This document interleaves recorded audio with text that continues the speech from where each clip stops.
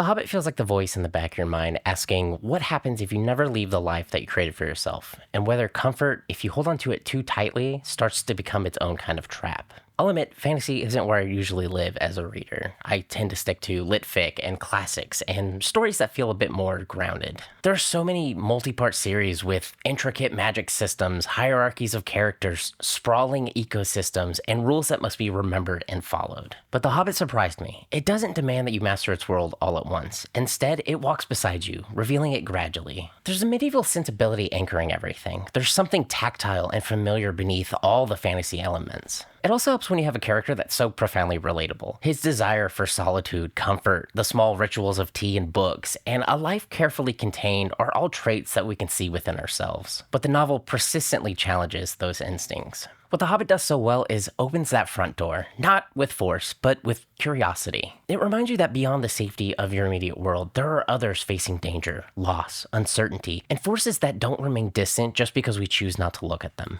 There are relationships waiting to be formed, trust to be earned, and a larger sense of responsibility that calls us outward. It isn't really all about dragons and treasure. It's about what happens when an ordinary person is pulled from their curated life and forced to confront who they are without it. If you decide to pick this one up, I highly recommend you do it alongside the audiobook. The Andy Serkis version is widely praised, but I did find an independent fan project that just elevated the experience tenfold. Given how much music is woven into the text, hearing these songs being performed just adds an entirely new dimension to the story. I really enjoy this so much, and I can't wait to continue into the Lord of the Rings trilogy. I love the idea of reading the book, then watching the film, and then kind of comparing the two. I might even make a little series out of it, so if you're interested in that, let me know. Oh, and if you're interested in that fan project audiobook, leave a comment and I'll send you a message with the link to it. But one thing's for sure, if this first step into Middle-earth is any indication, this is a journey well worth taking.